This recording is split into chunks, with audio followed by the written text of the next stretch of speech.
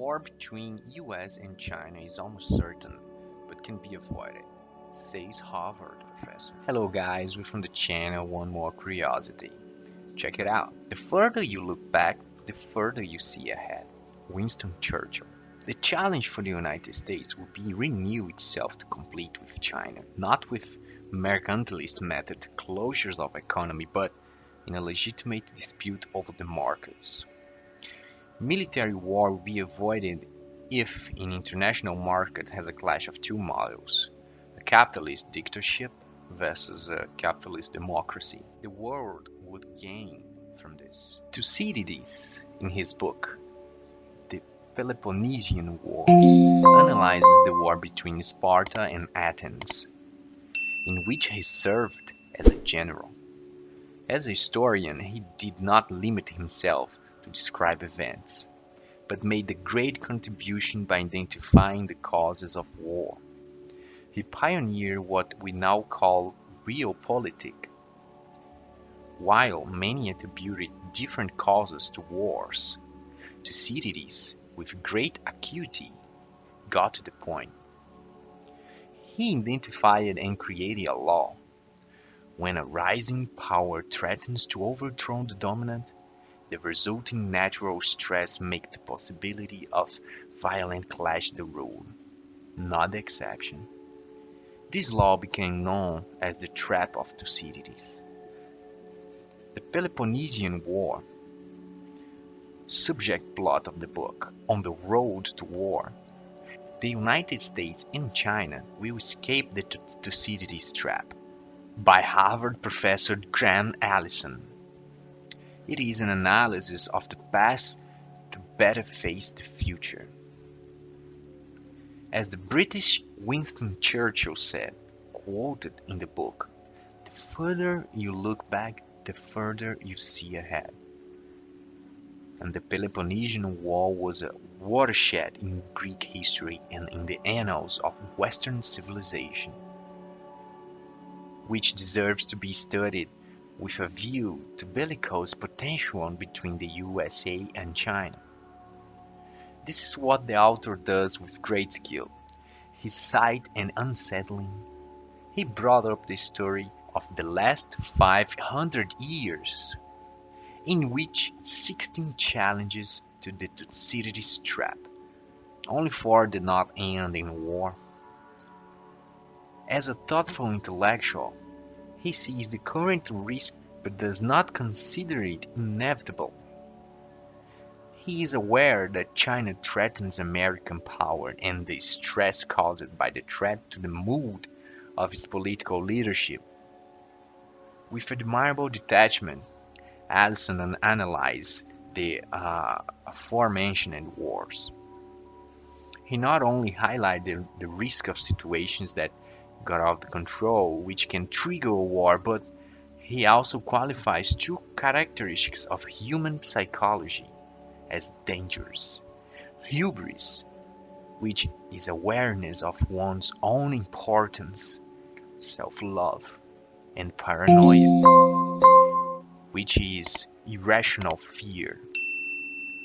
Of the 16 cases studied which threatened a war, in only 4 they were avoided. In the current circumstances, the United States and China can equally avoid war, but only if they manage to internalize 2 hard truths. First, on the current trajectory, war between the 2 countries in the coming decades is not only possible, but also very more likely than is currently accepted. In fact, depending on the historical record, it is very likely that actually happens. Furthermore, by underestimating danger, we contribute to risk. If the leader in Beijing and Washington continue to do what they have done for the past decade, war is almost certainty. Second, war is not inevitable. History shows that great dominant powers can manage relations with rivals, even those that threaten to overwhelm them. without starting a conflict. According to Allison, Americans like to criticize the Chinese. They forget that just centuries ago, US President Theodore Roosevelt was spreading American imperialism without scruples. In the following decade, they intervened in Cuba, Guatemala, Guam, Puerto Rico, Philippines, Hawaii. The Chinese have been more restrained. So far, they have only fought on the economic front, with some military incursions into small islands in their vicinity. Even Taiwan has not been militarily disrespected, and Hong Kong has been recovering a negotiated agreement with the United Kingdom. Beijing's current assertiveness in its surroundings, particularly along its border, make it possible to see reflection of Teddy Roosevelt's actions in the Caribbean. If China now becomes so demanding, how much the US was back then? Would current American leaders find a way to adapt as effectively as the British? Of managing the Cold War for decades, like they did with the USSR? Ask the author and concludes. Examining the historical record so far, the difference between Xi Jinping, Theodore Roosevelt, are more evident than the similarities. Xi follows the Chinese game Go, which predicts 20 moves ahead and works methodically to face the moves, changing gradually but overwhelmingly. American play chess with a view of 5 to 6 moves. The culture of one is measured in 5 millennia of history, and one of them in quarters. Samuel Huntington, author of The Clash of Civilizations, quoted in the text, reinforcing cultural differences, defined. The Chinese tend to think of the evolution of their society in terms of centuries and millennia, while American convictions of forgetting the past, ignoring the future, and focusing on maximizing immediate gains. The former US President Donald Trump, fearful of the Chinese advance, bellicose as a guy in a Western movie, drew his revolver from his holster.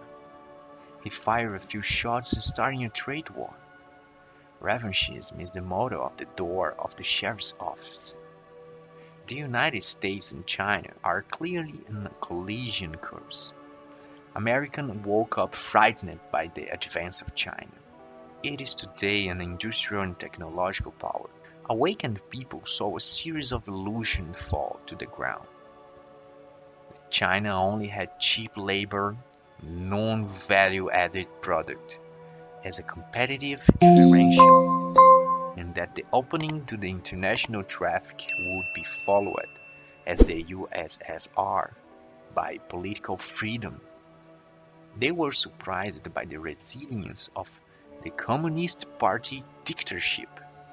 Not only was it maintained, but it gained efficiency.